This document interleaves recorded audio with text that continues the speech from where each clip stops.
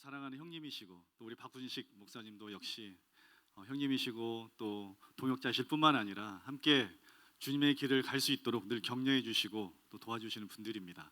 저에게는 이곳에 와서 이렇게 말씀을 나눌 수 있다는 게 참 감사한 일이에요. 제가 아까 오전에도 말씀을 나눈 다음에 숙소에서 잠깐 쉬면서 그런 기도를 했어요. 하나님, 제가 어떻게 여기서 이런 말씀을 나눌 수 있습니까? 그런 기도를 하면서 하나님의 은혜다라는 생각을 했습니다. 여러분 주님을 기대하시죠? 여러분 하나님 기대하십니까? 사실 저에게는 선한 게 별로 없습니다.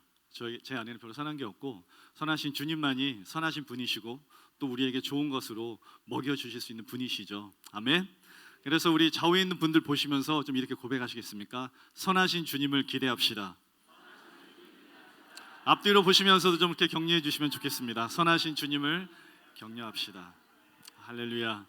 제가 잠깐 기도하겠습니다. 하나님, 방금 우리의 고백처럼 선하신 분은 오직 주님 한 분 외에는 없음을 하나님 우리가 고백합니다. 그 선하신 주님께서 오늘 이 밤에 이곳 가운데 좌정하시고 이곳 가운데 운행하시며 당신의 크고 놀라우신 계획과 뜻과 비전들을 그 마음을 우리 가운데 풀어주십시오. 성령님, 우리 가운데 대언의 영을 주님 풀어주십시오. 우리의 입술로 우리의 심령으로 주의 말씀을 선포하며 증거할 때에 아버지, 듣는 자들이 그 마음이 바뀌고 심령이 변하여 주께 삶을 드리고 헌신하며 주의 나라와 그 확장을 위해서 나아갈 수 있도록 주여 역사하여 주시옵소서. 감사합니다. 주님, 예수님의 이름으로 기도했습니다. 아멘. 네, 감사합니다. 오전에 못 오신 분들이 또 저녁에 오셔서 정말 잘 오셨다고 말씀드리고 싶고요. 숙소에서 말씀을 잠깐 준비하면서 기도할 때 하나님께서 주신 마음이 있어서 먼저 그 마음을 좀 나누고 싶습니다. 성경 말씀 좀 같이 보겠습니다. 말씀은 오바댜서입니다.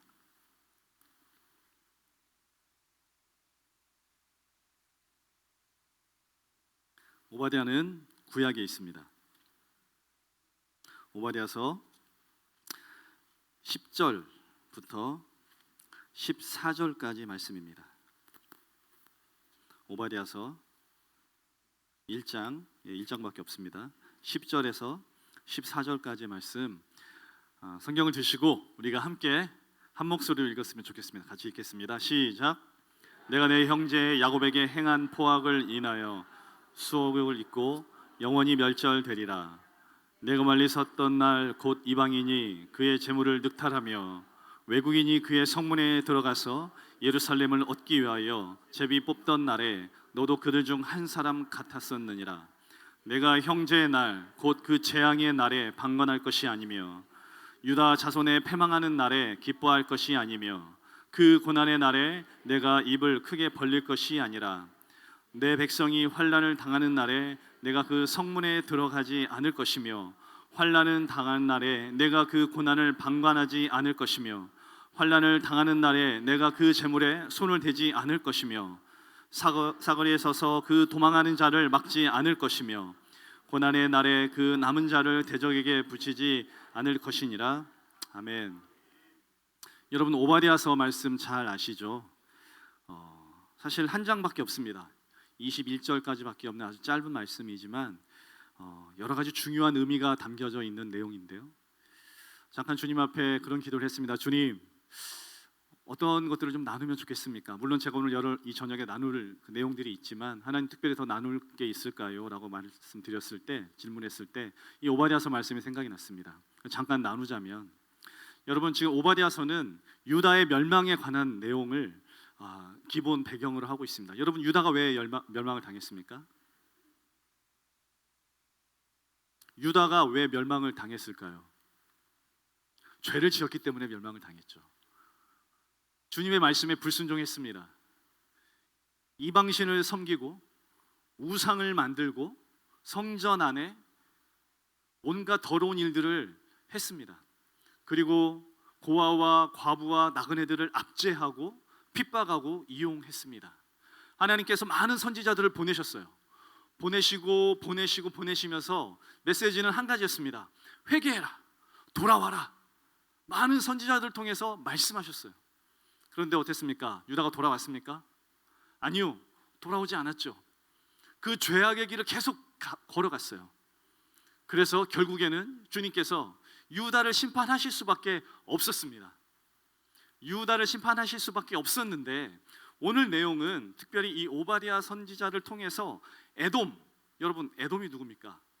에서, 즉 야곱의 형제 에서의 이 자손들이 곧 에돔 이 족속이 아닙니까? 에돔을 향하신 하나님의 말씀이에요. 그래서 내용은 이렇습니다. 유다가 하나님의 말씀에 불순종하고 하나님께 배반하고 거역해서 이제는 그 죄로 말미암아 심판을 당하고 멸망 가운데 들어가는데 하나님께서 얼마나 그 분노와 얼마나 그들의 죄악을 용서하실 수 없으셔서 심판을 하셨겠습니까? 맞습니까, 여러분? 맞죠? 그렇게 지금 유다를 심판하고 계시는데 에돔을 향해서 말씀하시는 거예요. 에돔이 행했던 한 가지 악한 일들이 있습니다. 그것이 무엇이냐면 방금 우리가 읽었던 1장 10절에서 14절까지의 말씀의 내용입니다. 11절에 보면 네가 멀리 섰던 날, 에돔을 향하여서 하나님께서 말씀하시는 거예요. 네 형제 네 형제 야곱의 자손들이 지금 멸망을 당하고 고통을 당하고 심판을 당하고 있는데 네가 멀리 섰던 날 곧 이방인이 유다의 재물을 늑탈하며 그리고 외국인이 그의 성문에 들어가서 예루살렘을 얻기 위하여 제비를 뽑던 날 너도 그들 중에 한 사람 같았다. 여러분 이해되십니까? 하나님께서 에돔을 향해서 지금 말씀하시는 거예요. 유다를 심판하기 위해서 이방인들을 데리고 와서 지금 짓밟고 있습니다. 그런데 하나님께서 에돔 민족을 향하여서 네 형제가 지금 고난을 당하고 있는데 지금 너는 그들을 수탈하는 외국인들과 똑같았었다라고 지금 말씀하시는 겁니다. 12절 말씀 보겠습니다. 네가 형제의 날 곧 그 재앙의 날에 방관할 것이 아니며 유다 자손의 패망하는 날에 기뻐할 것이 아니며 그 고난의 날에 네가 입을 크게 벌릴 것이 아니라. 하나님께서 에돔 민족을 향해서 말씀하시는 거예요. 네 형제가 지금 고난을 받고 있는데 네가 왜 방관하고 있었느냐? 그들의 당한 그 패망의 날에 네가 왜 기뻐하였느냐? 하나님께서 책망하십니다. 네가 너의 입을 크게 벌렸다 라고 말씀하시는 거예요. 이게 무슨 의미일까요? 웃었다는 이야기죠. 입을 크게 벌리면서 웃었다는 이야기입니다. 에돔 민족이 지금 에돔 족속이 유다가 지금 그런 고난을 당하고 있는데 기뻐했다라고 지금 말씀하시는 거예요. 13절 보겠습니다. 내 백성이 환난을 당하는 날에 내가 그 성문에 들어가지 않을 것이며 환난을 당하는 날에 네가 그 고난을 방관하지 않을 것이며 환난을 당하는 날에 네가 그 재물에 손을 대지 않을 것이며 사거리에 서서 그 도망하는 자를 막지 않을 것이며 고난의 날에 그 남은 자를 대적에게 붙이지 않을 것이니라. 여러분 이 말씀이 무엇이냐면 에돔 족속들아, 네 형제 유다가 고난을 당하고 있는데 네가 그 외국인들과 같이 심판을 행하는 그 군사들과 같이 유다의 그 성문에 들어가서 무엇을 했다고 했습니까? 방관하며 유다 민족의 이 재물에 손을 대며 그리고 또 14절에 사거리에 서서 그 도망하는 자를 가로막았고 그리고 무엇입니까? 고난의 날에 그 남은 자를 그 대적에게 붙였다라고 이야기하는 거예요. 그런데 하나님께서 하시는 아주 의미 있는 표현이 있습니다. 13절 한번 보시겠습니까? 13절에 내 백성이 13절 처음 시작하는데 내 백성이라고 지금 말씀하세요. 유다는 지금 심판을 당하고 있어요. 죄인입니다. 죄를 범했기 때문에 죄인이에요. 심판을 지금 당하고 있는데 하나님께서 그들을 향하여서 뭐라고 말씀하십니까? 내 백성이라고 지금 말씀하시는 거예요. 에돔 너희 족속들이 내 백성의 고난의 날에 너희들이 웃었어? 그들의 재물을 너희들이 늑탈했어? 대적들을 향해서 피해서 도망가는데 사거리에서 길을 막고 그들을 다시 잡아서 그 대적들에게 붙였느냐?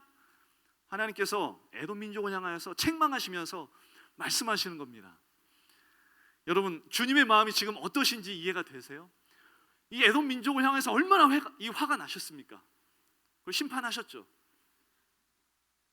이 말씀을 보면서 저는 하나님의 마음을 좀 헤아려 봅니다.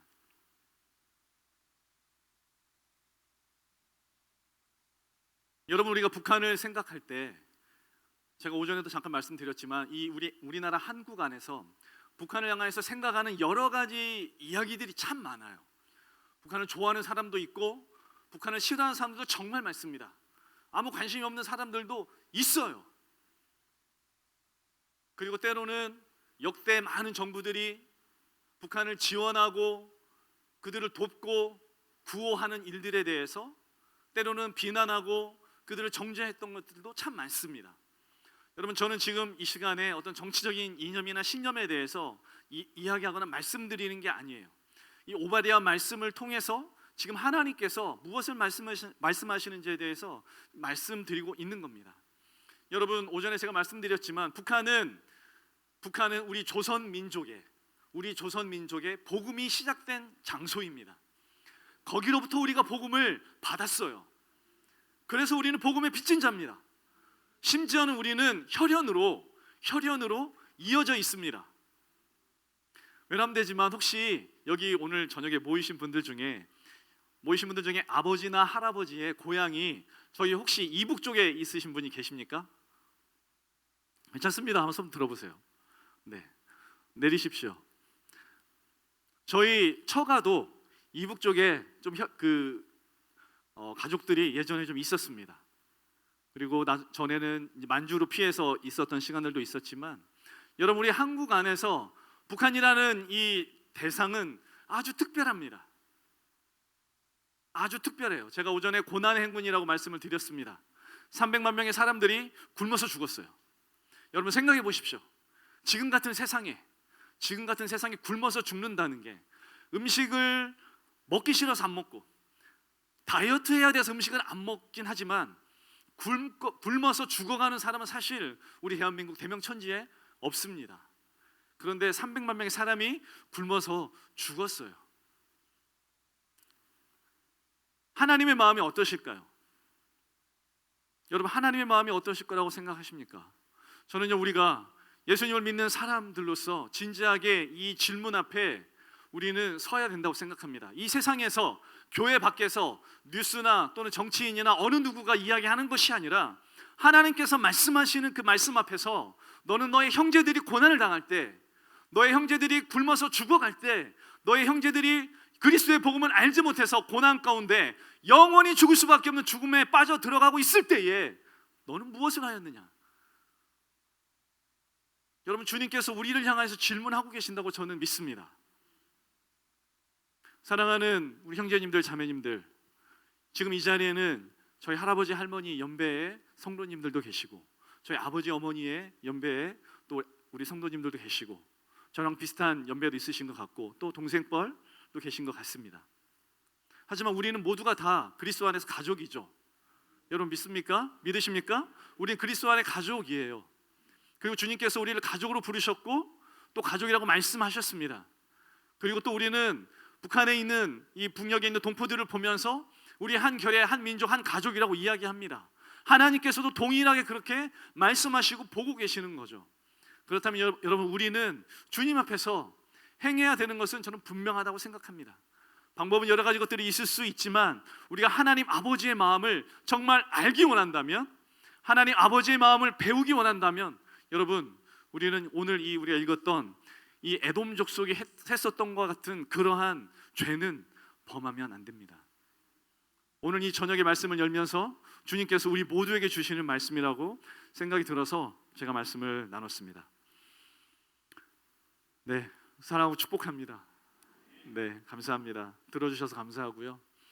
오늘 저녁에는 몇 가지 중요한 기도의 포인트들을 여러분들하고 좀 나누고 싶습니다. 제가 여러 집회들을 갈 때마다 많은 부분들에서 나누지만 많이 저에게 하시는 질문들이 그거예요. 우리가 북한을 위해서 무엇을 기도해야 합니까? 어떤 영역들과 어떤 부분들을 위해서 기도해야 될까요? 라고 질문을 하세요. 정말 많죠. 숫자로 해야 되려면 막 몇천 개라도 만들어낼 수 있을 것 같습니다. 그런데 그 중에서도 정말 중요한 것 4가지에 대해서 여러분들하고 좀 나누고 그리고 함께 기도하는 시간을 갖고 싶습니다. 기도할 땐 특별히 오늘 하나님께서 기름 부으시고 또 은혜 부어주셔서 저에게 부어주셨던 그 은혜가 여러분들에게 같이 또 흘러가는 시간이 되면 좋겠습니다. 제가 칠판을 좀 쓰겠습니다. 여러분, 우리가 북한을 위해서 기도할 때 중요한 네 가지가 있다고 말씀을 드렸는데요. 제가 칠판에 쓰자면 첫 번째는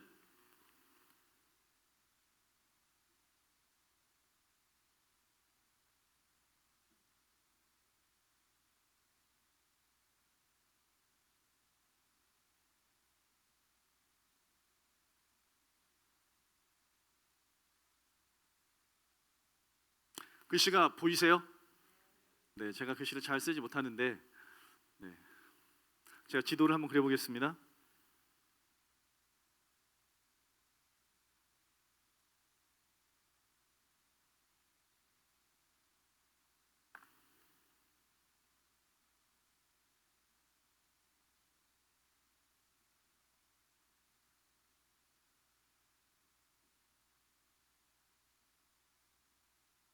여러분, 첫 번째 우리가 기도해야 될 중요한 네 가지 중에 첫 번째는 무엇이냐면 우리 한반도를 둘러싸고 있는 패권 국가들을 위해서 기도해야 됩니다.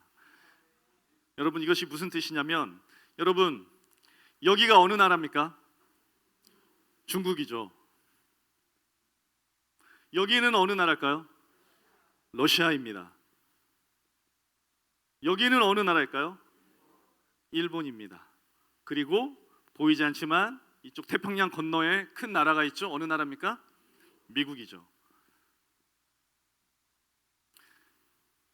여러분, 지금으로부터 약 120년 전에 한반도를 한번 생각해 보시면 좋겠습니다. 그 당시에도 이 한반도를 둘러싸고 이러한 거대한 강대국들이 패권국가라고 하죠. 이러한 강대국들이 이 한반도를 중심으로 진을 치고 있었습니다. 이 극동에 제가 지금 좀 크게 그렸습니다. 이거에 한 10분의 1 정도 생각하시면 돼요. 극동의 이 작은 나라 조선 반도를 중심으로 해서 자기들의 세력을 키우고 있었어요. 그래서 우리는 흔히 이 나라들을 생각할 때 이쪽 대륙에 있는 나라들을 뭐라고 말하냐면 대륙 세력이라고 이야기합니다. 대륙 세력이라고 이야기하고, 그렇다면 이 바다 해양에 있는 나라들은 무엇이라고 부를까요? 해양 세력입니다.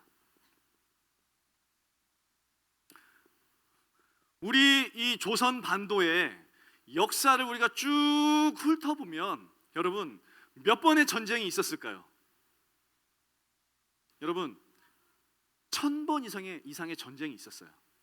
이 조선 반도를 중심으로 1000번의 전쟁이 있었습니다. 그 전쟁의 주요한 비슷한 특징이 무엇이냐면 끊임없는 이 대륙 세력들은 이 바닷가로 해양으로 내려오려고 하는 그러한 침략 전쟁이었습니다. 그리고 반대로 끊임없이 이 해양 세력들이 이 대륙으로 올라가려고 하는 그러한 침략 전쟁이었어요. 그래서 늘 우리나라는, 이 조선 반도는 그 중심에 있었기 때문에 우리는 늘 피해를 받습니다. 여러분, 이해되시죠? 여러분, 중국이 얼마나 큰 나라입니까? 여러분, 러시아가 얼마나 큰 나라입니까? 일본이요? 미국은 말할 것도 없습니다. 여러분, 중국의 지금 대통령이 누굽니까? 시진핑이죠. 러시아는 누굽니까? 푸틴입니다. 일본은 누굽니까? 아베고. 미국은 누구죠? 트럼프입니다. 몇 해 전인가 어떤 일이 있었냐면 우리 한반도를 둘러싸고 있는 이 네 개의 큰 나라의 대통령들이 한 해에 한꺼번에 바뀌는 해가 있었어요. 여러분, 기억나세요?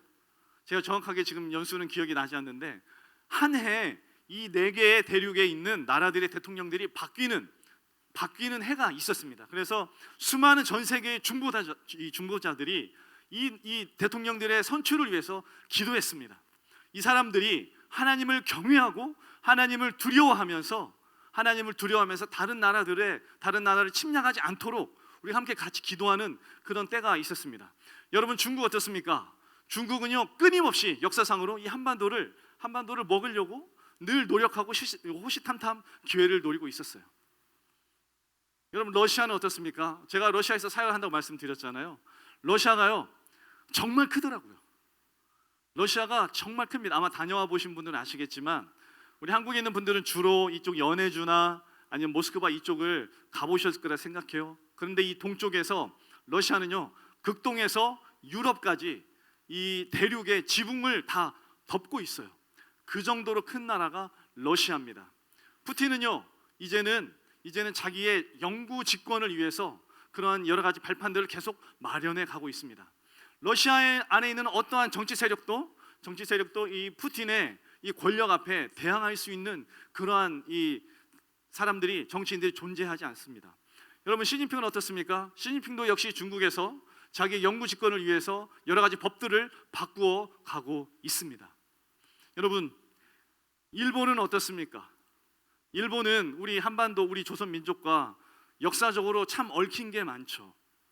참 우리에게 아픔과 고통을 주었던 나라입니다.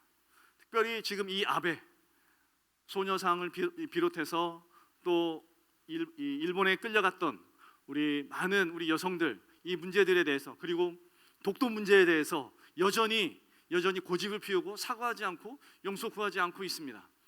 일본이 경제가 어렵다 하는데요, 그래도 여러분, 일본은요 전 세계에서 어느 나라도 무시할 수 없는 그러한 경제력과 여러 가지 힘을 가지고 있는 그러한 나라예요.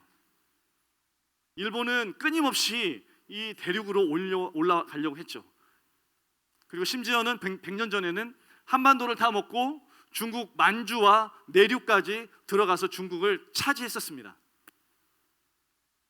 자, 여러분, 미국은 어떻습니까? 우리가 미국을 이야기할 때 흔히 말하는 게 있죠. 전 세계의 경찰 국가라고 이야기합니다. 이 모든 지구상에 있는 모든 나라들의 정치, 경제, 사회 여러 부분들을 다 관여하고 간섭하고 조종하고 통제하고 있습니다. 미국이 바로 그런 나라예요. 여러분, 통일에 대해서 이야기하는데 왜 이런 나라들을 이야기하냐면, 여러분, 통일이 북한하고 남한하고 사이좋게 악수하면 이루어질 수 있는 게 통일일까요? 아니요, 여러분, 죄송합니다만 현실은 그렇지 않습니다. 우리에게는 그런 힘이 없습니다. 여러분, 6.25 전쟁이 났을 때 휴전 협정을 했죠. 휴전 협정에 서명한 사람이 누굴까요? 대한민국 대통령, 당시 이승만 대통령의 사인이 들어갔을까요? 아니요, 들어가지 않았습니다. 중국과 미국과 북한의 김일성이 이 휴전 협정에 사인을 했어요. 우리 대통령의 서명은 들어가지 못했어요. 왜 못 들어갔을까요? 우리는 힘이 없기 때문에 그렇습니다. 우리의 의지와 상관없이 이 한반도를 중심으로 정치는 계속 움직여 가고 있습니다. 여러분, 지금 올해 말에 트럼프 재선이 있습니다. 그렇죠?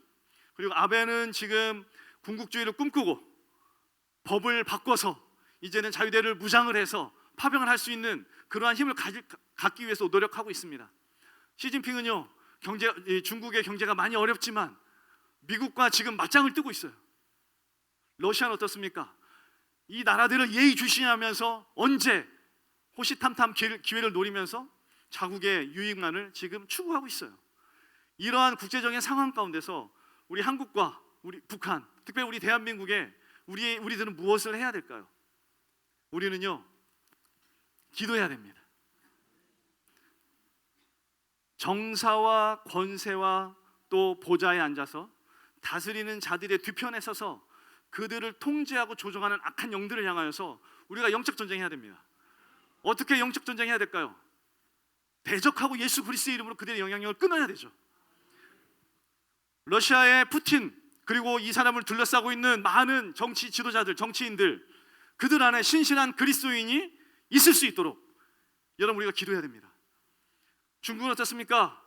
시진핑뿐만 아니라 수많은 정치인들 역시 이들이 중국이 잘못된 정책을 만들어서 가지 않도록, 북한과 남한을 향하여서 잘못된 정책을 펴고 자국의 유익을 위해서 그러한 잘못된 정책을 펴지 않도록 우리가 시진핑을 위해서, 이 사람을 둘러싸고 있는 정치인들을 위해서 여러분, 우리가 기도해야 돼요.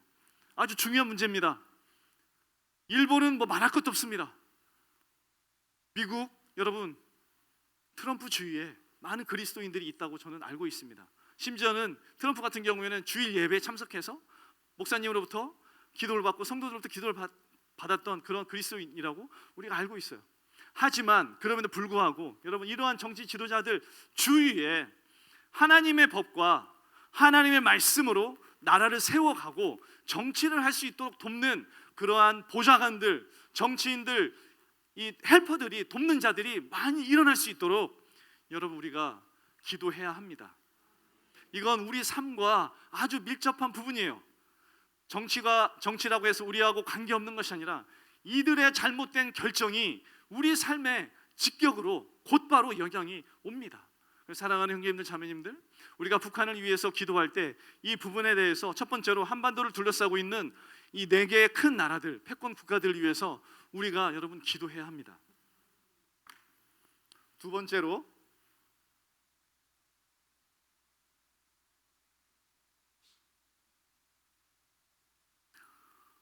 번째로 우리가 북한을 위해서 중보 기도해야 될 때 기도해야 될 포인트는요,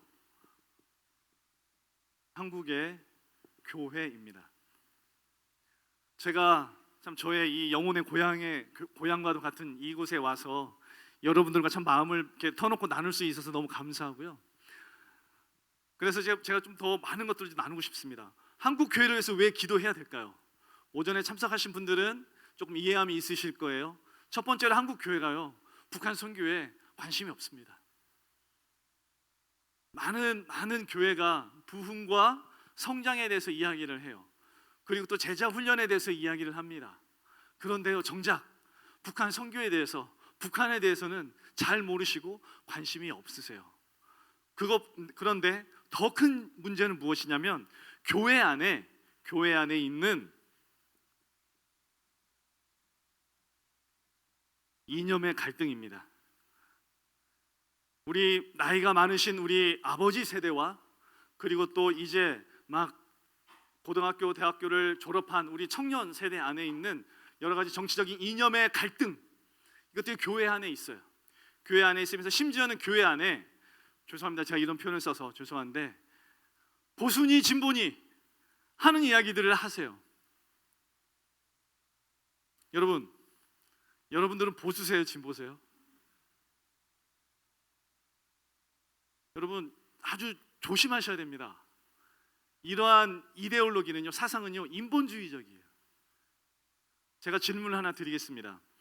예수님이 보수일까요, 진보일까요? 잘 한번 생각해 보십시오. 예수님이 보수이실까요, 진보이실까요? 진보? 웃으시는 분들 계신데 보수셨나요? 예수님이 계셨을 때, 사역하실 때 수많은 유대인들, 대제사장들과 바리새인들, 장로들 봤을 때는, 이 사람들이 봤을 때는요, 이 무리들이 예수님을 봤을 때는요, 예수님을 용납할 수가 없었습니다. 왜냐하면 자기들이 천년 이상을 정말 가지고 정말 소중하게 생각했었던 그 율법에 대해서 예수님께서 정죄하기 시작하셨어요. 그게 하나님의 율법이 아니다. 너희들이 하나님의 율법의 정신이 무엇인지 아느냐? 너희들이 껍데기는 취하고 본질은 버렸다라고 이야기하면서 수없이 이러한 율법학자들, 제사장들을 비난하셨습니다. 심지어는 뭐라고 말씀하셨습니까? 욕도 하셨어요. 독사의 자식이라고. 우리 한국에도 비슷한 욕이 있죠. 예수님 욕하셨어요. 그러한 이 대제사장들과 율법학자들과 이 바리새인들이 봤을 때는요, 예수님은 너무나 앞서가는 그 진보적인 사상을 가지고 있었던 진보주의자였어요. 급진 개혁파였죠. 수많은 사람들이 예수님을 따랐습니다. 수많은 사람들이, 예루살렘과 주위에 있는 많은 사람들이, 많은 가난한 자들이 예수님을 따라가는 거예요. 자기들의 어떤 포지션과 종교적인 어떤 위치, 이런 것들의 위협감을 느꼈어요. 말이 안 먹히는 거죠, 이제는. 그래서 예수님을 어떻게 죽일까? 어떻게 하면 예수님을 죽일까라고 그들이 늘 생각했습니다. 반대로 예수님은요, 하나님의 말씀, 그 말씀의 본질, 그 뜻을 위해서는요, 그 어떠한 것까지도 바꾸지 않으셨습니다. 그래서 당시에 이 이스라엘을 회복하고자 하던 수많은 이 개혁파들이 있었습니다. 예수님의 제자들 중에도 그러한 사람들이 있었죠. 그래서 정치적으로 이스라엘을 회복해서 로마로부터 독립해서 다시 한번 다윗과 솔로몬 시대의 그 영광의 이스라엘을 회복하고자 했어요. 그래서 예수님을 이용하려고 했습니다. 그런 사람들이 봤을 때는요, 예수님은요 너무나 보수셨어요. 너무나도 꽉 막히셨어요. 아니, 죽은 사람을 살리고 수천 명을 먹이는데 그러한 능력으로 왜 로마를 못 없애는가? 왜 못 뒤집어? 라고 생각했던 거죠. 예수님께서 그들 향해서 이야기했습니다. 얘들아, 하나님의 나라는 그게 아니야. 너희들이 생각하는 그런 게 하나님의 나라가 아니다. 예수님은요, 여러분 보수도 아니시고 진보도 아니셨어요. 예수님은 하나님 나라 주의자였습니다. 할렐루야. 여러분, 우리는요 예수님을 닮아야 되겠죠. 우리는 예수님을 따라가야 되겠죠. 그래서 여러분, 제가 부탁드리고 싶습니다. 여러분들 스스로 여러분 자신을 또는 누군가를 보수다 진보다라고 여러분 이야기하지 마십시오. 우리의 판단 기준은 하나밖에 없어요. 무엇입니까? 하나님의 말씀이죠. 저 사람이 하나님의 말씀대로 지금 행하는 거 아닌가? 우리 목사님이, 우리 장로님이, 우리 집사님이, 우리 남편이, 우리 아내가 하나님의 말씀대로 행하는지 행하지 않는지에 대해서 여러분 성경의 말씀을 가지고 여러분 판단의 기준을 삼으시기를 바랍니다. 보수나 진보는요 인본주의적인 것이고요, 인본주의적인 사상이에요. 이게 교회에 들어오면은요 무슨 일이 생기냐면 전문 용어로 파토가 납니다. 교회가 깨져요. 관계가 멀어지고요, 관계가 깨집니다. 제가 저 이제 북한 사역을 하고 있는데 제 주위에도 많은 분들이 사역을 하고 계세요. 뭐 저희 단체뿐만 아니라 교회 백그라운드 또는 해외에서 오신 분들도 많으시고요. 그런데 하는 방식들이 다 달라요. 북한 선교를 하는 방식들이 다 달라요. 최근에 여러분 언론에서 보셨는지 잘 기억이 나지 않지만 여러분 막 이슈가 됐던 게 무엇이냐면 뉴스에 나왔던 게 삐라, 여러분 기억나세요? 여기 그 휴전선 근처에서 삐라를 띄워가지고 거기에다가 뭐 질소 가스를, 헬륨 가스를 막 넣어가지고 또 그 안에 뭐 쪽보금 같은 거 넣고 돈도 넣고 뭐 중국 돈 위안화 뭐 1달러짜리 막 넣어가지고 그것을 띄워서 보내는 사역이 바로 삐라 사역입니다. 자, 여러분 제가 질문하고 싶습니다. 여러분 그 삐라를 보고 주님을 영접한 사람이, 예수님을 믿은 사람이 있을까요, 없을까요? 보신 적 있으세요? 여러분 있을까요, 없을까요? 있죠. 그래서 여러분 우리가 그 일에 대해서 함부로 비난하면 안 됩니다. 하지만 지혜가 있어야 되겠죠. 지혜로워야 되겠죠. 어떤 사람들은요 그걸 정치적으로 이용합니다. 나 몇 월 며칠 몇 시에 어디에서 이거 할 거야 라고 광고하고 가서 해요. 그러지는 말아야 되죠. 그리고 정말 지혜롭게 잘 해서 계산을 해서 이 공기 풍선이 저기 넘어가서 터져야지, 우리 넘어가지도 않았는데 이쪽에서 터져가지고 막 한강에 떨어져, 그러면 안 되겠죠. 여러분 이러한 부분에 대해서 우리가 여러분 비난할 수는 없습니다. 여러분 제주도에 극동방송이 있습니다. 뭐 여기 이쪽에도 있겠죠. 그런데 제주도에는 큰 산이 없기 때문에 제주 극동방송에서는요 단파를 발사해요. 어디를 향해서 발사하냐면 이쪽 아까 보셨던 여기 북한, 그리고 연해주, 그리고 중국 남방까지 이 라디오 방송을 보냅니다. 앞에 산이 없고 다 바다기 때문에 이 전파가 정말 쭉쭉쭉 뻗어서 다 들어갑니다. 자, 그 라디오에 방송을 듣고 예수님을 믿은 사람이 있을까요, 없을까요? 많죠. 많습니다. 심지어 북한에서 그걸 몰래 청취하고 그래, 대한민국 가서 자유롭게 예수님 믿어야 되겠다라고 생각하시고 오신 분도 많으세요. 북한뿐만 아니라 중국에서도, 연해주에서도, 러시아에서도 그런 일들이 너무나 많습니다. 여러분 제가 말씀드린 것은 무엇이냐면 성경적인 가치를 가지고 우리가 분별해야 된다는 것이죠. 어떠한 것이 바르냐 바르지 않느냐는 바로 성경의 기준을 가지고 우리가 바라봐야 됩니다. 내 생각과 내 마음과는 일치하지 않지만, 내 스타일은 아니지만 이 일을 통해서 하나님께서 일하신다, 이 일을 통해서 하나님께서 역사하신다라고 할 때는 여러분 우리는 비난하고 판단하기 전에, 그런 사람들을 비난하고 판단하기 전에 우리는 우리의 입을 다물고 기도해야 되겠습니다. 그러한 지혜가 우리에게 필요합니다. 그래서 여러분 교회 안에서 있는 이러한 어떤 이념적인 그런 이슈로 여러분 혹시 다투시거나 문제가 있다면 여러분 멈추십시오. 해결할 수 있는 방법은 없습니다. 해결할 수 있는 방법은 없고, 해결할 수 있는 유일한 방법은 말하기를 멈추고 하나님의 말씀을 보는 것입니다. 할렐루야. 두 번째입니다. 세 번째. 탈북민에 대해서 여러분 기도해 주셔야 됩니다. 한국에 들어와 있는 탈북민이 약 3만 5천 명 정도 된다고 지금 통일부에서는 발표하고 있습니다. 저희 제주도에는 약 350명 정도가 들어와 있고요. 제 근처에도 많은 탈북민들이 살고 계십니다. 각 지역마다 이러한 탈북민들이 세터민들이라고 이야기하는데 이분들이 잘 정착할 수 있도록 거주를 잘 하실 수 있도록 돕는 그러한 하나 센터도 있습니다. 여러분, 탈북민이 왜 중요할까요? 이분들이 왜 중요하겠습니까? 이분들은요, 북한 분들이세요. 쉽게 말씀드리자면 혹시 이 자리에 고향이 조선이신 분 계세요? 괜찮습니다. 네, 감사합니다. 자, 여러분, 하나님이 보내신 무엇이다? 선물이다. 자, 따라해 보십시오. 하나님이 보내신 선물이다. 왜 그럴까요? 왜 이분들이 선물일까요? 여러분, 이분들은요, 어떤 한 목사님이 그런 말씀 하시더라고요. 탈북민들은 북한 선교의 마중물이다. 여러분, 마중물 아세요? 우리 여기 학생분들 혹시 마중물 아세요? 아세요? 마중물 아세요? 잘 모르세요? 아는 친구들도 있고 모르는 친구들도 있는 것 같은데, 마중물은 뭐냐면 지금이야 수도를 틀면 물이 콸콸콸 나오죠. 예전에 어땠습니까? 펌프질을 해야 되죠. 그런데 아무것도 없는 마른 펌프에 펌프질하면 물이 올라옵니까? 아니죠. 물 한 바가지 이렇게 길어다가 그 펌프에 물을 부어놓고 열심히 펌프질을 하면은 물이 쫙 올라옵니다. 생수가 올라와서 우리가 물을 마실 수 있는 거죠. 여러분, 이분들은요 정말 중요한 분들입니다.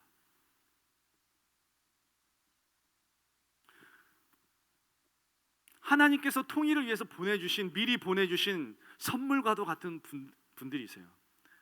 그리고 하나님이 보내신 목적은 무엇이냐면, 한국의 교회들이, 성도들이, 여러분들과 제가 이분들을 통해서 북한을 좀 배우고 경험하라고 보내주신 거예요. 이해되십니까? 배우고 경험하라고 보내주신 겁니다.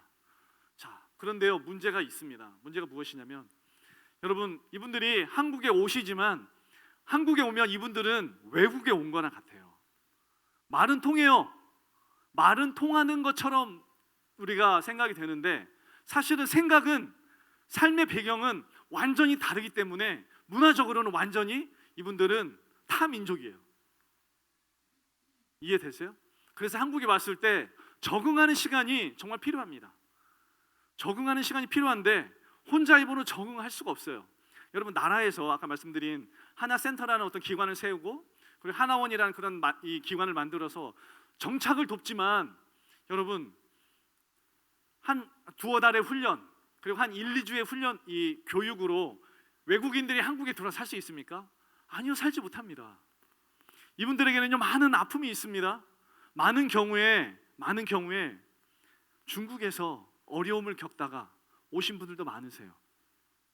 여성분들 같은 경우에는 그렇게 오신 분들이 많으시고, 남성분들 같은 경우에도 정말 고생 많이 하시다 오신 분들도 많으신데, 이분들이 한국에 정착하면, 일단 여러분 한국에 딱 내려오면 그날 집에 갑니다. 집에 가면 누가 있을까요? 아무도 없어요. 아무도 없습니다. 하나센터에서 도우미 선생님이 와서, 자, 여기가 이제 형제, 예를 들어서 정 선생님의 집입니다 라고 집키를 딱 주고, 자, 안녕히 계세요 하고 가요. 집에 아무도 없어요. 아무것도 없어요. 그러면은 우리 탈북민들 뭐 하는지 아세요?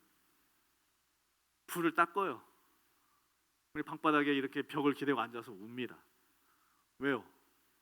외로워서. 이분들에게는 이 정을 나누고 정서적인 교감을 해주실 수 있는 이웃이 필요해요. 그런데 교회에서는요, 물론 많은 교회가 다 그런 건 아니지만 탈북민 선교를 할 때 어떻게 하냐면 처음부터 가르칩니다. 여러분, 여기서 가르친다는 것은 모르는 것을 알려준다는 그런 의미가 아니라 지적질을 하는 거예요. 그렇게 하면 안 됩니다. 이렇게 하셔야 됩니다. 좋은 마음으로 그렇게 섬겨주시지만 이분들 바보가 아니시거든요. 이분들 삶의 경험이 있으시고 우리들이 경험하지 못한, 우리 대한민국 사람들이 경험해보지 못한 것을 경험하셨어요. 죽음을 뚫고 넘어서 이 땅까지 오신 분들이세요. 이분들의 마음이 어떻겠습니까? 이분들에게는요 특별한 것들이 있습니다. 우리가 그걸 배워야 되죠. 그래서 저는 우리 탈북민들 만나면 물어봐요. 어디서 오셨어요? 양강도에서 왔습니다. 양강도 해산 저 가보지는 못했는데 많이 봤습니다. 해산에서는 뭐가 맛있고 뭐가 맛있고 겨울에 해산 그 장백현에 가면 바로 해산이 보이고 그 꽝꽝 얼은 그 얼음에 아이들이 썰매를 타고 많은 그 북한 분들이 내려와서 얼음을 깨서 그 얼음물로 빨래하는 그 모습들 저 많이 봤습니다라고 이야기를 하면은요 거기서부터 이분들의 마음이 풀어집니다. 왜요? 제가 관심을 가져드리고 질문을 해요. 제가 이제 배워요 그분들한테. 여러분들 중에 혹시 상담을 공부하신 분들이 계신지 모르겠습니다. 여러분 제가 예언 하나 하겠습니다. 뭐냐면 통일이 된 다음에 제일 먼저 필요한 게 뭐냐면 여러 가지가 있겠죠. 뭐 집도 만들고 도로도 닦고 뭐 이런 일도 해야 되겠지만 상담가가 필요할 겁니다. 왜냐하면 사회적으로 일어나는 많은 그 문제들에 대해서 상담해 줄 수 있는 그런 사람들이 없어요. 이 사람들의 삶을 이해하고 받아주고 수용해 줄 수 있는 그런 사람들이 지금부터 필요한 것이죠. 그래서 여러분 혹시 상담을 공부하시거나 또는 상담에 관심 있으신 분들은 준비하십시오. 이분들을 통일을 생각하시면서 여러분 준비하십시오. 대박 날 겁니다. 할렐루야. 아멘. 네 번째입니다.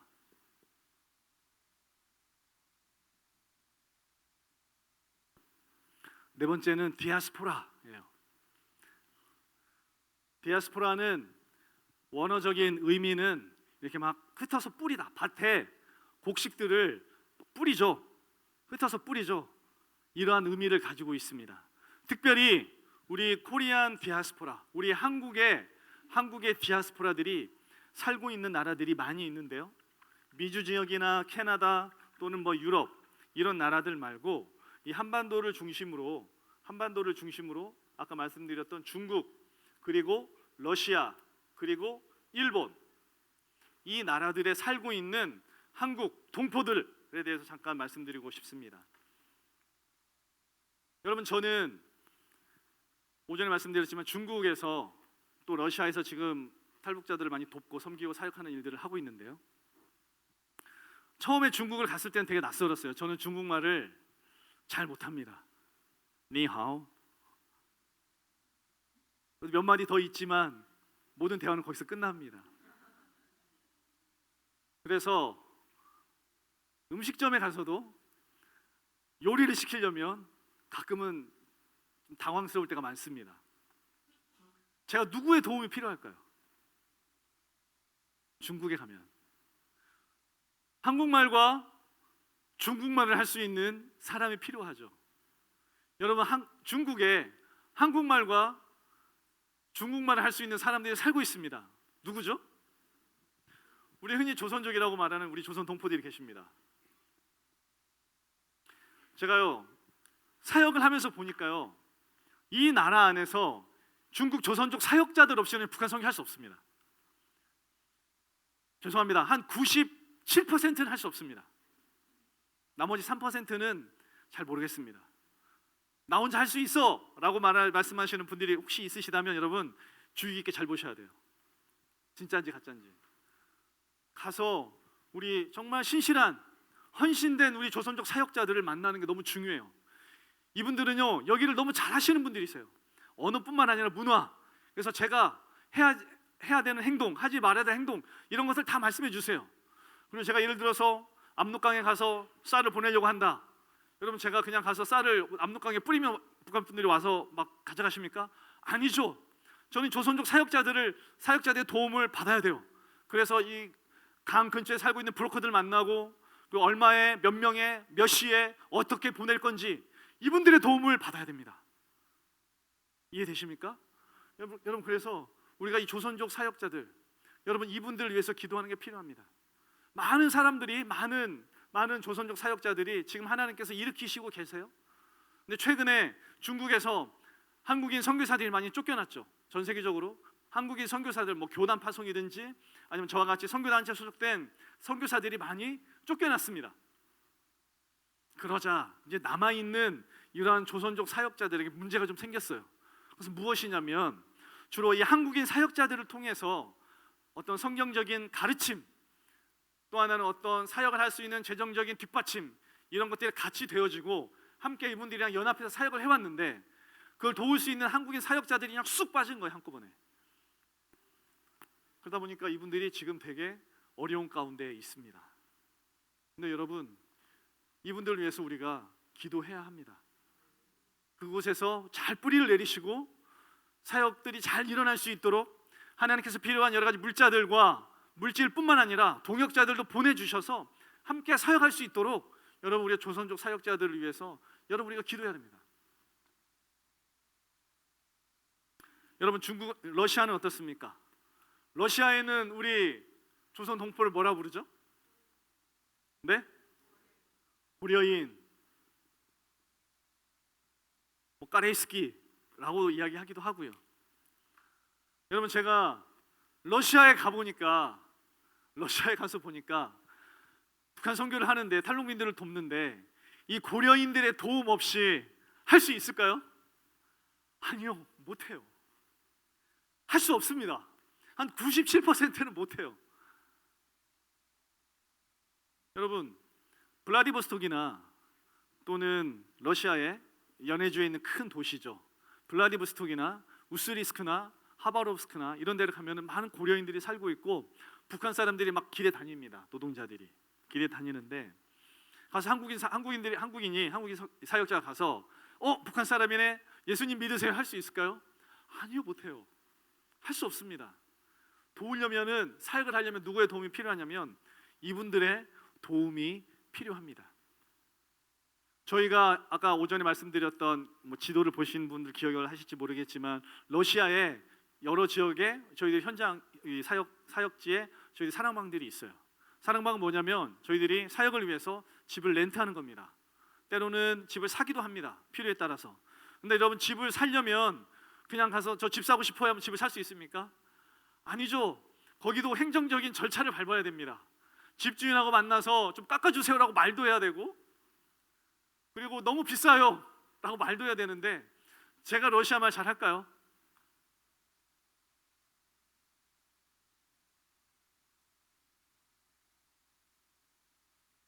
잘 못합니다.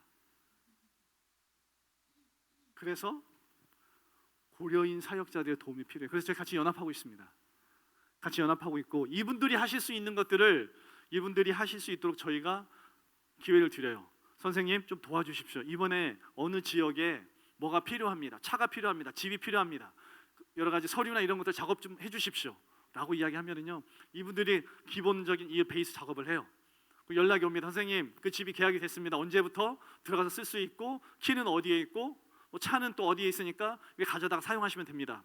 그럼 저희들이 들어가서 사역을 하죠. 북한 사람들 대상으로 사역을 합니다. 이분들의 도움이 너무 필요합니다. 여러분, 일본에는 누가 있습니까? 제일조선인들이 있죠. 제일조선인에도 두 부류가 있습니다. 민단과 조총련이 있습니다. 민단은 우리 대한민국 계열이고요, 조총련은 북한 계열입니다. 일본에 들어가서 저희가 하고 있는 일들 중에 한 가지가 뭐냐면은 이분들을 만납니다. 여러분, 조총련이라고 말하면 한국에서는 어떠한 이미지가 있을까요? 한번 말씀해 주세요. 어떻게 생각하세요? 네? 간첩. 네, 맞습니다. 예, 정직한 답변 감사합니다. 북한하고 북한의 스파이, 빨갱이. 여러분, 대한민국에서요 흔히 이야기하고 있는 생각 가지고 있는 내용들 말씀드리는 거예요. 여러분 조총련 이 그룹들 안에, 이 분들 안에 지금 예수님 믿는 사람들이 나오고 있습니다. 여러분 믿어주세요. 여러분 빨갱이인데 성령님 임하실까요? 예, 하나님께서 일하시고 계세요. 이분들 만나면은요 가끔 되게 막 부담스러워요. 어떻게 해야 될지 모르겠어요. 대화하는데 막 예수님, 하나님 하는데 가끔 주성님 막 이렇게 이야기를 해요. 그래서 여러분 웃으시는데 처음에는요 당황했어요. 그런데 제가 저의 어떤 이 잣대로 그분들을 평가하거나 정죄할 수 없겠더라고요. 그분들의 삶을 이해하니까 아, 이럴 수밖에 없겠구나라고 생각을 하게 된 거예요. 여러분 이분들이요 이 예수님을 믿은 이 조총련 계열의 이 자매님을 통해서 또 다른 많은 그쪽에 있는 분들을 만나고 있습니다. 복음을 전해요.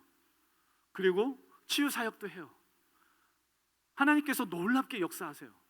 물론 일본은 중국이나 러시아와 조금 토양이 다릅니다. 다르긴 하지만 그래도 하나님께서 일하시고 역사하시고 계십니다. 여러분 우리 민족 안에 흩어져 있는 이러한 우리의 동포들 디아스포라가 있습니다. 여러분 이 디아스포라들이 왜 이렇게 흩어졌을까요? 네? 하나님의 계획? 여러분 일제시대 때 조선시대 만렵 그리고 일제시대로 이렇게 들어갈 때에 우리 조선 민족이 정말 가난했죠. 먹을 게 없었습니다. 그리고 수많은 이 관리들이 정말 부패해서 뇌물을 받고 그리고 곡식들을 수탈하고 그래서 가난한 사람들이 살 수 있는 방법이 없었어요. 세금 때문에 살 수가 없는 거예요. 그래서 이쪽에 압록강과 두만강 쪽에 살고 있었던 우리 조선 사람들이요 어떻게 했냐면 넘어갔습니다. 당시에 중국은 여기 청나라죠. 청나라도 이제 막 나라가 기울고 있었기 때문에 이러한 변방까지 어떤 정치적인 그런 힘이 군사력이 미치지 못했습니다. 그래서 이 조선 사람들이 강을 넘어서 이곳에 가서 씨를 뿌리고 벼를 심고 하니까 나중에는 이제 곡식들을 거두는데 세금이 없어요. 그러니까 아 여기는 좀 살만하구나. 그래서 사람들이 막 이제 건너가서 처음에는 왔다 갔다 살다가 나중에는 정말 이 조선 반도가 너무 살기 힘드니까 올라갔습니다. 그리고 여기에서 부락을 이루면서 살고 있어요. 나중에는 일본이 만주국을 세우고 이제는 본격적으로 여기에서 중국과 러시아와 당시에는 이제 이 청나라죠. 청나라와 당시에 러시아와 전쟁을 하면서 그러한 여러 가지 군수 물자를 마련하기 위해서 한반도 여기 남쪽에 있는 특별히 이 전남 지역에 살고 있는 많은 사람들을 어디로 이쪽으로 옮겨갔습니다. 강제로 옮겨서 이주시켰어요. 그래서 지금도 여러분 중국의 어느 지역에 가면은 어느 마을에 가면 전라도 사투리를 쓰시는 그러한 중국 분들이 사시는 곳이 있어요.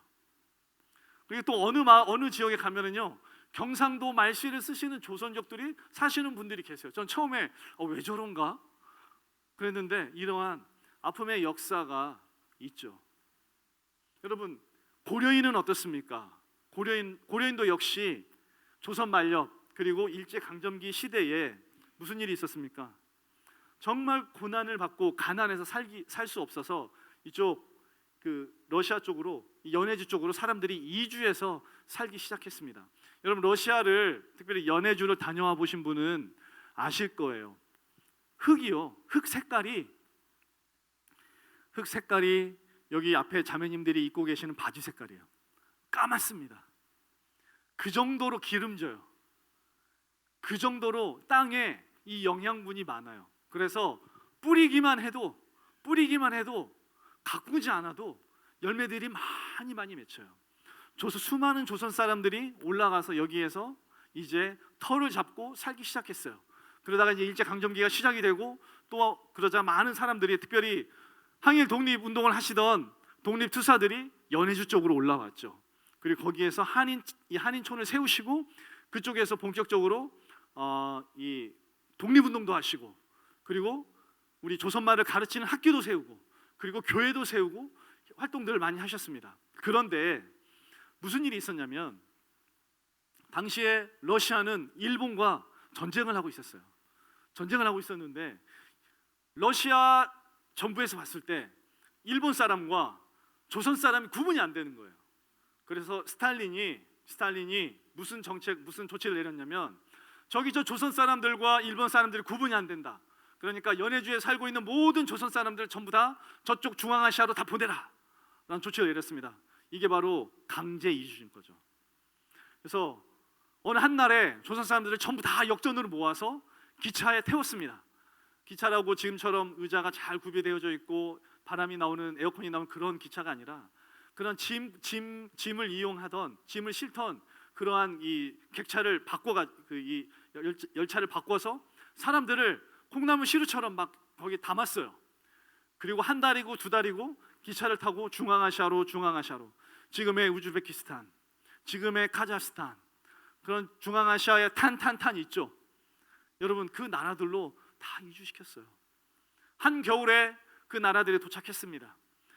기차 문을 열고 다 사람들이 내몰렸어요. 한 겨울 여러분 한국도 겨울에 꽤 추워요. 그런데 제가 러시아를 가보니까요 정말 춥더라고요. 어떻게 말로 표현을 못하겠어요. 추워요 그냥. 슬리퍼를 신고 물 묻은 슬리퍼를 신고 딛고 이렇게 가는데 안 떨어져요.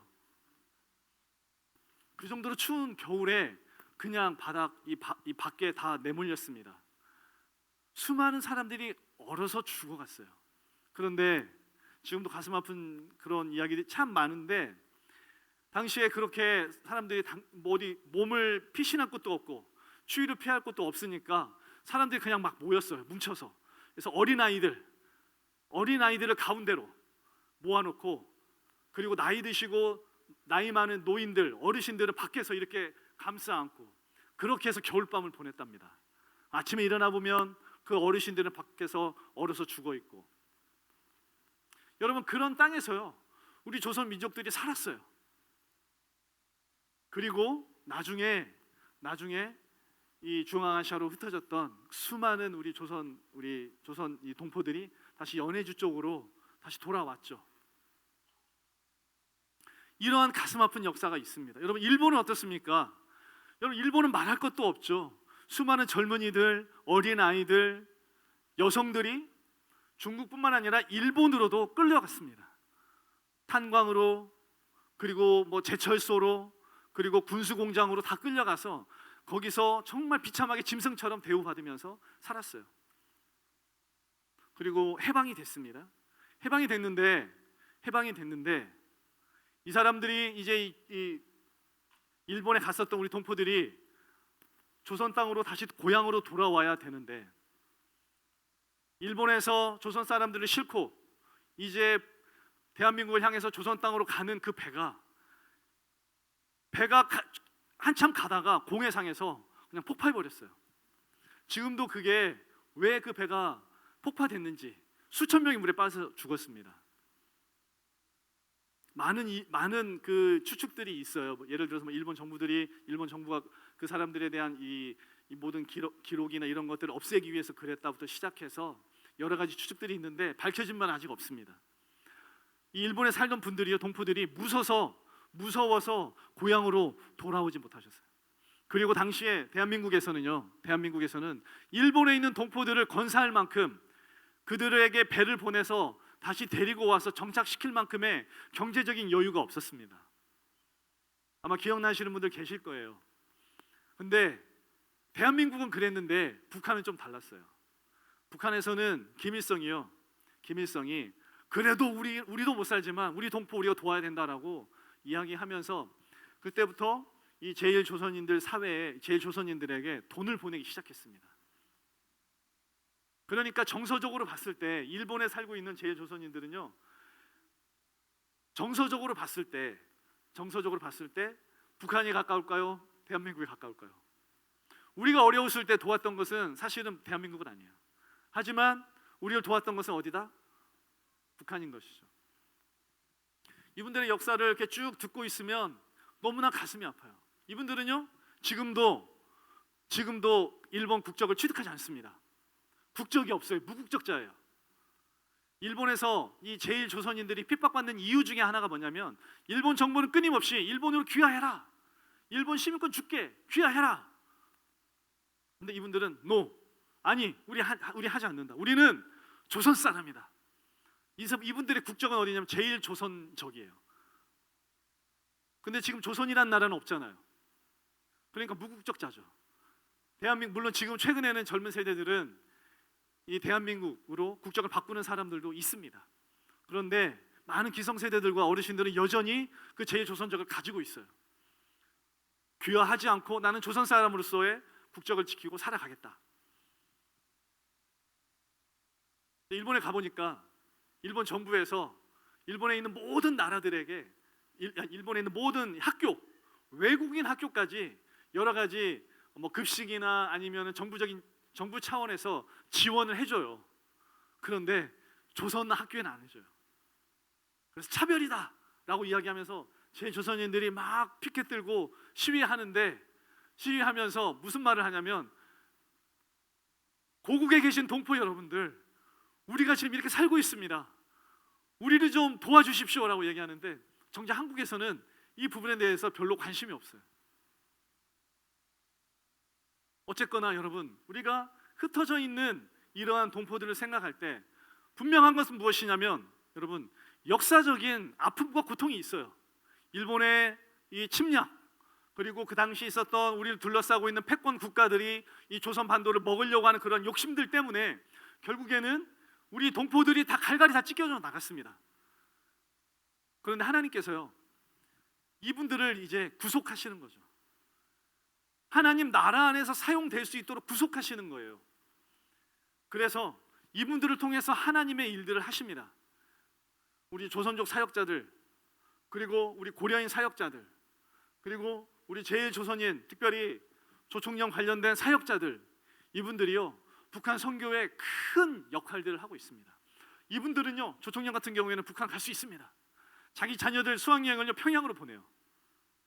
근데 많이들 생각해 보십시오. 정말 신실하게 그렇게 예수님을 믿는 그런 가정, 그런 사람들이 평양으로 가서 그 땅을 밟으면서 기도하고, 우리는 못 가지만, 우리는 복음을 전할 수 없지만 그것을 만나는 사람들에게 정말 복음을 전할 수 있다면, 여러분, 이분들의 역할이 작다고 이야기할 수 없겠죠.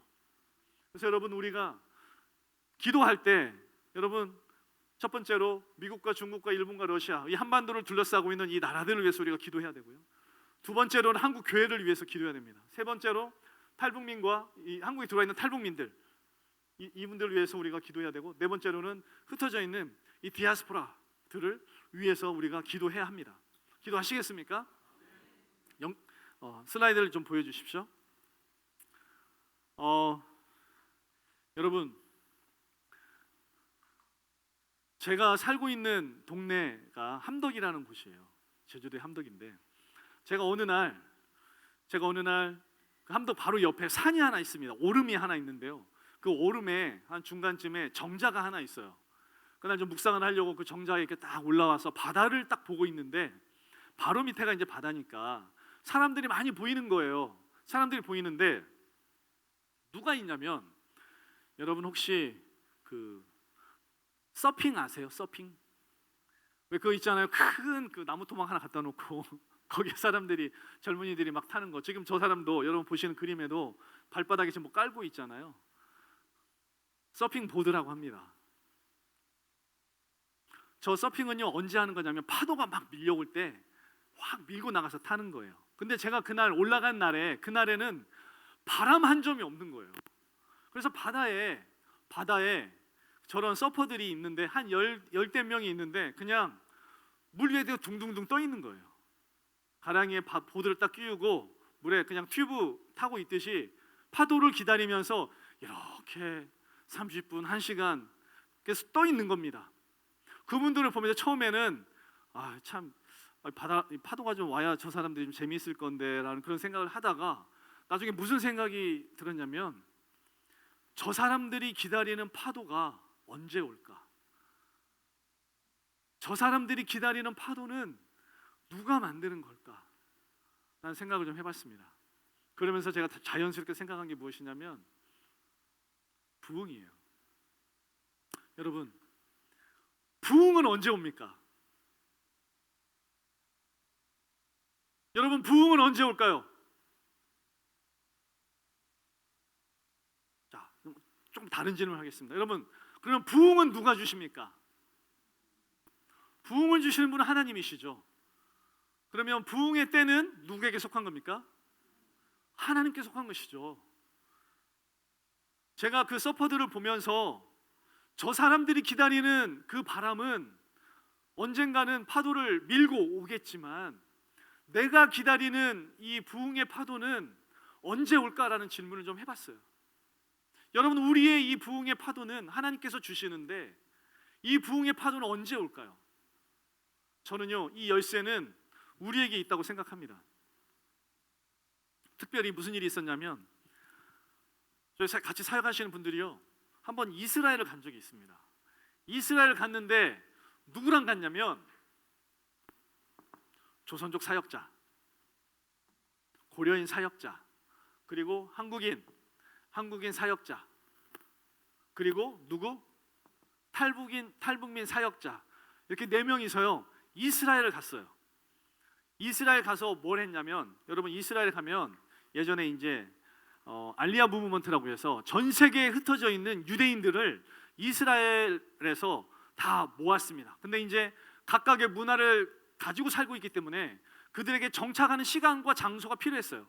그래서 이제 주변에다가 시 밖에다가 이제 건물들을 세워놓고 정착촌을 만들었는데 거기 가면은 여러 나라에서 온 사람들이 막 살고 있습니다. 그런데요, 정말 가난하신 분들이 많아요. 정말 어렵게 사시는 유대인들이 많아요. 그래서 이 사역자들이 가서 그분들을 찾아갔어요. 그 유대인들을 찾아갔습니다. 유대인들을 찾아가서 뭘 했냐면, 아까 말씀드렸죠, 우리 탈북민들 같은 경우에는 뭘 잘한다고요? 목수 이런 걸 잘합니다. 가서 집을 막 찬장을 뜯어내고 막 고쳐내기 시작했어요. 며칠 동안 집을 완전히 다 리모델링을 해드리고, 저녁에는 그 유대인 가정과 함께, 자녀도 많아요, 유대인 가정과 함께 뭘 했냐면 같이 기도하고 말씀 보고 예수님에 대해서 같이 기도하는 시간을 가졌습니다. 특별히 탈북민 사역자가 말씀을 나눴어요. 여러분, 유대인들이 가지고 있는 특징 중에 한 가지가 뭐냐면, 이 사람들은요 2차 세계대전 때 큰 민족적인 고난을 당했습니다. 600만 명의 이상의 이 유대인들이 죽임을 당했어요. 그래서 어떤 마음을 가지고 있냐면, 자기들이 당한 고난에 대해서, 아픔에 대해서 전 세계 어느 누구도 아는 사람들이 없다, 아는 민족이 없다라고 이야기를 해요. 그런데 한 나라 빼고, 어느 나라요? 북한이에요. 북한 사람들만은 우리가 당한 고난에 대해서 이해한다라고 이야기해요. 그래서 웬만한 사역자들이 단위에 올라가서 말씀을 전하면 눈 깜빡 안 하는데, 탈북민들이 올라가서 하나님의 말씀을 전하기 시작하면 귀를 열고 듣기 시작합니다. 말씀을 전하는 거예요. 제가 그걸요 나중에 이제 갔다 온 사역자에게, 같이 함께 사역한 사역자에게 들으면서 제가 제 무릎을 쳤습니다. 아, 그래, 우리 민족의 부르심이 이거지, 우리가 해야 되는 일이 바로 이거지 라고 생각을 했어요. 여러분, 통일이요, 우리 오늘 아침 그리고 오늘 저녁에 계속 통일에 대해서 이야기하고 있는데, 여러분, 통일이 목적이 아닙니다. 여러분, 잘 생각하셔야 됩니다. 통일이 우리 교회의 목적이 아니에요. 저와 여러분의 북한 선교의 목적은 통일이 아닙니다. 무엇일까요? 이스라엘 회복입니까? 예, 이스라엘 회복도 중요하죠. 더 큰 게 있습니다. 뭘까요? 우리의 통일의 목적은 예수님의 재림입니다. 할렐루야. 여러분, 통일은요, 우리가 예수 그리스도의 재림을 위해서 열심히 기도하고 열심히 주님이 맡겨주신 일들을 하다 보면 주시는 하나님의 그냥 선물입니다. 어느 날 갑자기 일어날 거예요. 여러분, 독일 보십시오. 죄송합니다. 여러분, 독일의 통일 어느 누구도 여러분 예상하지 못했습니다. 어느 날 갑자기 이루어졌어요. 전 세계가 깜짝 놀랐습니다. 독일이 통일이 돼? 여러분, 저는요 남과 북의 통일도 그럴 거라고 생각해요. 여러분, 독일이 통일될 수 있도록 얼마나 많은 서독의 교회가 기도를 해왔겠습니까? 남과 북의 통일을요, 여러분, 우리가 하나님 나라의 일들을 위해서 열심히 섬기고 일하다 보면은 주님께서 주십니다. 선물로. 자, 받아라. 통일. 할렐루야. 주님이 그렇게 주십니다. 우리가 바라야 될 건 통일돼서 남과 북이 잘 살고 잘 먹고, 우리 아들 우리 딸 취직해서 좋은 직장 얻고, 그리고 잘 먹고 잘 사고 정말 좋은 거 누리면서 사는, 이게 아니고요.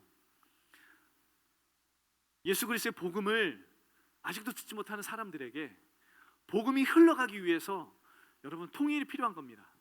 우리 동포들이 연합해서 이스라엘에 가서 그 유대인들에게 복음을 전하고 그들에게 예수 그리스도 누구이신지 전함으로 말미암아 그 한 명의 유대인이, 그 한 가정이 주님 앞에 돌아온 것처럼 우리 민족들이, 여러분 우리 조선에, 우리 중국에 있는 우리 조선 동포들이, 그리고 러시아에 있는 우리 조선 동포들이, 그리고 우리 일본에 있는 동포들뿐만 아니라 미주와 캐나다, 유럽 흩어져 있는 우리 모든 동포들이 하나 돼서 하나님의 나라를 이루어갈 때에 이것이 바로 복음의 서진이죠. 이것이 바로 여러분 백투 예루살렘입니다. 이것이 바로 다시 복음이 예루살렘으로 들어가서 그들이 어떻게 해서 돌아온다고요? 예수님께 시기에서 돌아온다고 하잖아요. 그들이 예수 그리스도를 경험하고 발견해서, 아, 우리가 하나님의 선택된 민족인데 우리는 이런 처지가 되고, 정작 이방인이었던 수많은 나라 사람들이 하나님 나라에 들어왔구나라는 것을 깨달을 때 그들이 주님께 돌아온다라고 성경이 기록하고 있더라고요. 여러분, 그 일들을 하는 것이 바로 부흥의 시작입니다.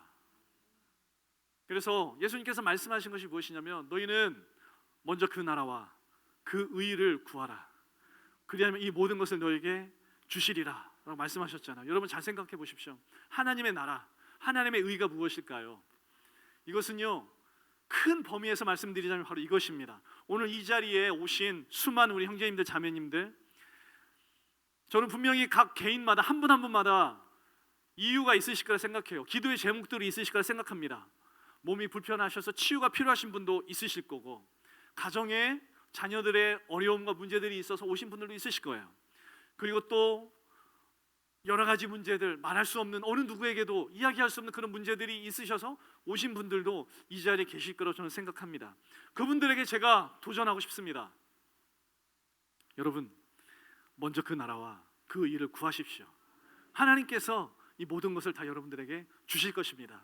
그래서 여러분, 그냥 앞에 있는 것만 보지 마시고 하나님 나라가 내 삶에, 하나님 나라가 내 가정에, 하나님 나라가 우리 교회에, 우리 직장에 이루어지기를 기도할 때 하나님께서 이 놀라운 일들을 행하실 것이라고 저는 믿습니다. 그것이 바로 하나님께서 우리에게 주신 약속이고, 특별히 우리 조선 민족에게 주신 약속입니다. 전 세계가 부러워하고 이해하지 못할 만한 그런 부흥을 경험하고, 전 세계가 정말 놀랄 만한 그런 경제적인 성장을 경험케 하신 그 하나님의 뜻, 하나님의 이유, 그것은 바로 우리를 통해서, 우리 민족을 통해서 모든 나라가, 우리를 통해서 모든 열방이, 우리를 통해서 모든 민족들이 예수 그리스도의 그 복음을 듣고 하나님의 권속이 될 수 있도록 하는 그 부르심이 바로 우리에게 있는 것입니다. 여러분, 그렇다고 우리에게만 있는 것은 아닙니다. 우리 우리 조선 민족에게만 있는 것이 아닙니다. 하지만 제가 오늘 여러분들에게 말씀드릴 수 있는 것은, 주님께서 우리 민족에게 행하신 여러 가지 일들을 보았을 때에 그러한 부르심이 우리에게도 있다고 말씀드리는 거예요. 여러분, 이러한 부르심을 여러분 놓치지 마십시오. 여러분, 이러한 부르심을 더 굳건히 붙잡으시면 좋겠습니다. 여러분, 런 코리아라고 붙어 있는데요, 런 코리아는 무엇이냐면 하나님의 나라입니다. 하나님의 나라가 우리를 통해서 이 땅 가운데 이루어지고 나타나는 것. 한 가지만 더 나누겠습니다. 슬라이드 좀 열어주시겠습니까?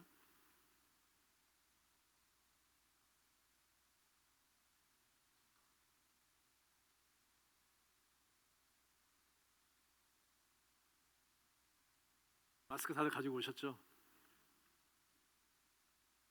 오랜만에 KF94를 끼고 비행기를 탔는데요, 숨을 쉴 수가 없더라고요. 그래서 꼈는데 산소가 부족해서 비몽사몽간에 비행기를 타고 왔습니다. 여러분, 전 세계적으로 코로나 바이러스가 지금 유행하고 있습니다. 만들어진 이유, 생긴 이유는 여러 가지가 있겠죠. 우리가 뭐 다들 아시니까 그런 부분에 대해서 설명드리지 않겠습니다. 저 코로나 바이러스로 인해서 우리의 모든 삶이 다 지금 변해가고 있어요.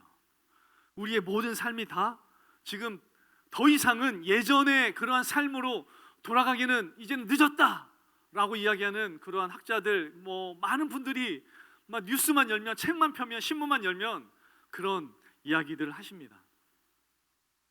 그래서 막 책들도 쏟아져 나오고 있습니다. 포스트 코로나 시대, 코로나 시대 이후에는 우리가 어떻게 살 것인가, 코로나 이후의 시대를 사는 방법, 비결 이런 것들이 막 책으로 쏟아져 나오고 있어요. 그 책만 다 보다가 주님 오실 것 같아요. 자, 여러분, 그런데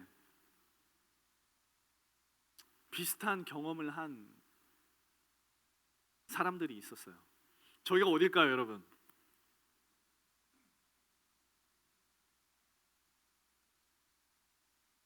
어딘지는 저도 잘 모릅니다. 근데 사막입니다. 여러분, 사막, 성지순례 다녀와 보신 분은 뭐 아실 수도 있겠죠. 사막은요, 물이 없습니다. 그리고 더워요. 우리 지금 더운 것보다 한 4-5배는 더 덥습니다. 그리고 밤에는 춥습니다. 이스라엘 백성들이요, 여러분, 이스라엘 백성들이 출애굽을 했어요. 잘 한번 생각해 보십시오.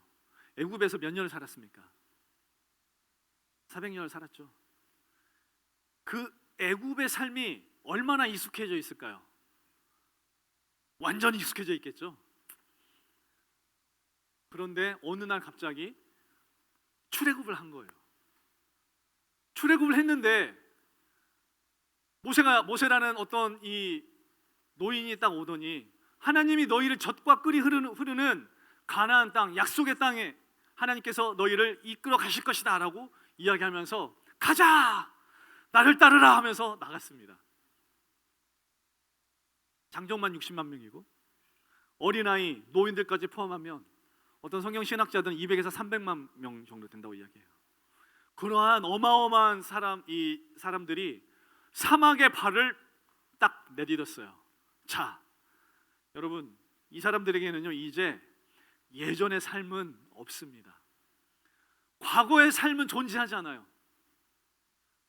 그래도 어렵고 힘들고 고생스러웠지만 애굽에서는 그래도 물도 있었고 고기도 있었고 잠을 잘 수 있는 집도 있었는데, 사막에 나오니까 그런 것들이 아무것도 없어. 모세, 물 줘. 모세, 고기. 모세. 네, 다들 아시는 내용들이죠. 여러분, 이스라엘 백성들 한번 생각해 보십시오. 이들의 삶은요, 더 이상 과거로 돌아갈 수 있는 삶이 아니었어요. 과거로 다시 돌아가서 애굽으로 간다? 말도 안 되는 이야기입니다. 이제는 그냥 앞으로 갈 수밖에 없는 거예요. 이제는 그냥 앞으로 갈 수밖에 없어요. 그런데 여러분, 저런 광야에서 무슨 일들이 있었습니까? 여러 가지 일들이 많이 있었죠. 이스라엘 백성들이 하나님을 믿지 못했습니다. 정탐꾼을 보냈는데 그들이 갔다 와서 엉뚱한 소리를 해요. 그래서 하나님께서 이스라엘 백성들을 심판하셨습니다. 너희들 중에서 이 20살 밑으로만 가나안 땅에 들어갈 것이고, 그 위로는 그 위에 세대는 내가 주는 젖과 꿀이는 가나안 땅에 들어가지 못할 것이다라고 이야기했어요. 자, 하나님께서 그대로 행하셨습니까? 안 하셨습니까? 그대로 행하셨어요. 그래서 출애굽했었던 1세대들이 전부 다 광야에서 죽었습니다. 그리고 새로운 세대가 일어났어요. 새로운 세대가 일어났어요. 이 새로운 세대는요, 과거의 1세대와는 좀 달라요. 과거의 1세대는 아침에 장막에 문을 열고 딱 나가면은 뭐가 내려와 있죠? 만나. 하나님께서 만나를 주셨네 라고 말을 하지만, 이 새로운 세대는요, 그냥 밖에 나가서 그냥 떨어져 있는 만나를 그냥 가져오는 세대입니다. 다시 말씀드리자면, 하나님의 그 기적이 이들에게는 그냥 이 삶 안에 익숙해져 버린 그런 세대인 거예요. 하나님이 어떤 분이신지를 경험하는 그런 세대인 거예요. 구름 기둥과 불 기둥으로 하나님께서 이 이스라엘 백성들을 인도해 가시는데, 자, 이스라엘 백성들이 이제 어느 강 앞에 섰습니까? 요단강 앞에 딱 섰습니다. 말씀에 보면은요, 하나님께서 이스라엘 백성들에게 명령하셔서 요단강을 건너가게 하시는 때가 어느 때냐면 추수 때예요. 추수 때인데 1년 중에서 물의 그 강물의 수위가 가장 낮을 때가 아니고 가장 높을 때예요. 한 달만 지나면 이제 수위가 낮아져서 쉽게 그 강을 건너갈 수 있는데 하나님께서 그렇게 하지 않으셨어요. 1년 중에서 수위가 가장 높은 바로 그때에 하나님께서 이스라엘 백성들을 향하여서 자, 요단을 건너가라 라고 말씀하셨어요. 어떻게 했습니까? 이스라엘 백성들이요, 제사장들이 법궤를 메고 요단강에 발을 딱 딛자마자 무슨 일이 생겼습니까? 성경에 보면 어떻게 표현되어 있냐면 강물이 섰더라 라고 표현되어 있어요. 하나님께서 그러한 기적을 보이셨죠. 그리고 이스라엘 백성들이 건너갔습니다.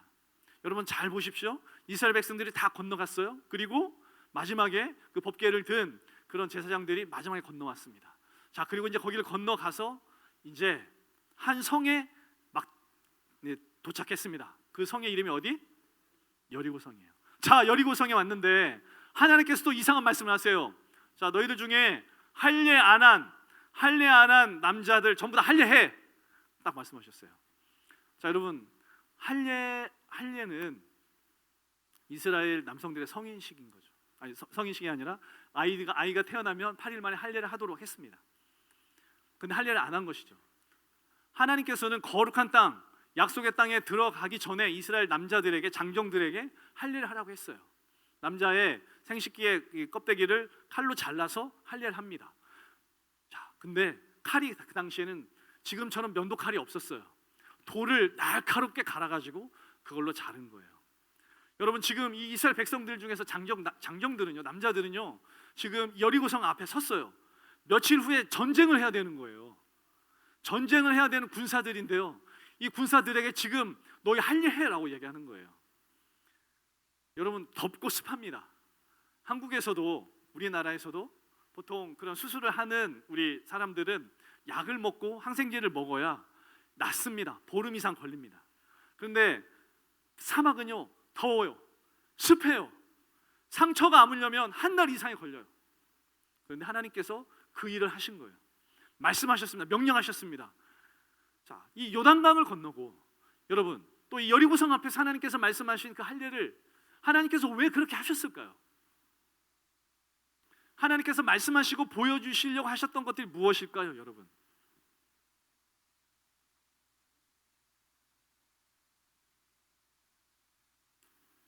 약속의 땅에 들어가는 건 이제는 오직 하나님의 영으로만, 하나님의 능력으로만 가능하다는 것을 가르쳐 주시기 위해서, 보여주시기 위해서 하신 겁니다. 아멘. 그래서 여러분, 제가 아까 포스트 코로나 이야기했죠. 코로나 시대, 코로나가 딱 터지면서 전 세계적으로 모든 활동들이 다 멈췄는데, 심지어는 선교 활동조차도 다 멈췄습니다. 어려워요. 다닐 수가 없어요. 어떻게 선교합니까? 선교 이제 하지 말까요? 전도 이제 하지 말아야 됩니까? 아니요. 이제는 새로운 우리의 방법들을 찾아야 되는데, 새로운 방법과 새로운 가르침과 새로운 지혜와 새로운 능력을 주시는 분이 누구시다? 바로 성령님이시라는 거죠. 여러분, 북한 선교, 통일 선교 누구에게 달려 있습니까? 주님께 달려 있습니다. 하나님께 달려 있는 거예요. 지금 북한이 문이 완전히 닫혔습니다. 그나마 해외 국적을 가지고 있는 사람들은 북한에 들어갈 수 있었는데요, 이제는 코로나 때문에 완전히 닫혔어요. 북한 선교 하지 말아야 됩니까? 아니요, 해야 됩니다. 어떻게 해요? 성령으로 해야 되는 것이죠. 그래서 주님께서 그 일을 하시는 것을 우리가 볼 때, 자, 여러분, 이겁니다. 바람이 이제 불어와요. 지금은 바람이 없는 것처럼 느껴져요. 환경은 바람이 안 불어요. 어떻게 가? 문이 닫혔는데, 아무것도 못 하는데 우리의 힘과 능력으로는 그렇죠. 하지만 주님께서 하게 하신다니까요. 그 바람을 다시 불게 하신다니까요. 그래서 파도를 타게 하실 겁니다. 바로 그때 우리가 부흥을 경험하는 겁니다. 여러분, 그러기 위해서 우리에게 필요한 것이 무엇이냐면 정말 다시 한번 성령으로 충만해지는 것이 필요합니다. 성령으로 충만해지고 주님 앞에 온전히 전적으로 순복하는 것이 하나님께서 지금 우리에게 이 코로나 시즌에서 우리에게 말씀하시는 겁니다. 사랑하는 형제님들, 자매님들, 과거의 경험과 과거의 지식과 과거에 알고 있었던 것들을 여러분 의지하지 마십시오. 여러분들 각자마다 새로운 도전, 새로운 돌파해야 될 것들이 다 있으실 거예요. 개인에게, 자녀들에게, 부부 관계 안에, 그리고 가정과 교회 안에, 사회 안에, 심지어는 우리나라와 전 세계적으로 여러분 우리는 계속 돌파를 하고 나가야 되는데요. 그것은 오직 무엇으로만 가능하다? 성령으로만 가능하다. 할렐루야. 여러분, 오늘 이 밤에 좀 같이 기도하는 시간을 가질 거예요. 우리가 무엇을 위해서 기도할까요? 몇 가지 이런 영역들도 있는데요. 우리가 기도하기 원하는 것은 오늘 밤에 주님께서 우리에게 부어주기 원하시는 것, 우리가 소망하기 원하는 것은요, 여러분 오늘 밤만은 좀 다른 것들을 위해서 기도하지 않으시면 좋겠습니다. 제가 아까 말씀을 시작하면서 오바댜 말씀을 여러분들에게 나눴는데요, 하나님 아버지의 마음이 어디 있는가, 하나님 아버지의 마음이 누구에게 있는가, 그 하나님께서 지금 오늘 이 밤에 우리에게 무엇을 말씀하시는가에 대해서 여러분 좀 초점을 맞추시면 좋겠습니다. 너희는 먼저 그 나라와 그의 의를 구하라. 그리하면 이 모든 것을 너희에게 다 이루시리라. 할렐루야. 하나님께서 그 약속대로 이루실 겁니다. 하나님께서 그 일들을 이루어 나가실 겁니다. 어떻게 해요? 성령을 통해서. 그래서 이 시간에 우리가 좀 같이 기도하면 좋겠습니다. 먼저는 우리가 잠깐 주님 앞에 기도하실 때 혹시 여러분 가운데 회개하길 원하시는 분들이 있으시면, 특별히 오늘 오바댜 말씀을 제가 나누면서 여러분 마음 가운데 혹시 북한을 향하여서 하나님 아버지의 마음으로 그들을 바라보지 않았거나 그들을 저주했거나 또 그들을 향하여서 원망의 말들, 그러한 부정적이고 쓴 마음, 이런 것들을 나누신 분들이 계십니까? 그렇다면 여러분 오늘 이 밤에 우리가 좀 같이 기도하면 좋겠습니다. 하나님, 내 입술의 죄를 용서해 주십시오. 하나님, 나의 입술의 죄를 하나님 씻어 주십시오. 주님께서 제단 숯불로 이사야를 온전히 깨끗게 하셨던 것처럼 하나님 성령의 불로 나를 깨끗게 하여 주십시오. 우리가 좀 회개하는 시간을 가지면 좋겠습니다. 여러분 그렇게 하시겠습니까? 이 시간에 우리가 좀 잠잠히 주님 앞에 머무시면서 기도하실 분은 기도하시고 찬양하실 분은 찬양하시면서 함께 같이 우리가 주님 앞에 회개하는 시간을 가지면 좋겠습니다. 같이 기도하겠습니다. 기도합시다. 하나님, 이 시간에 이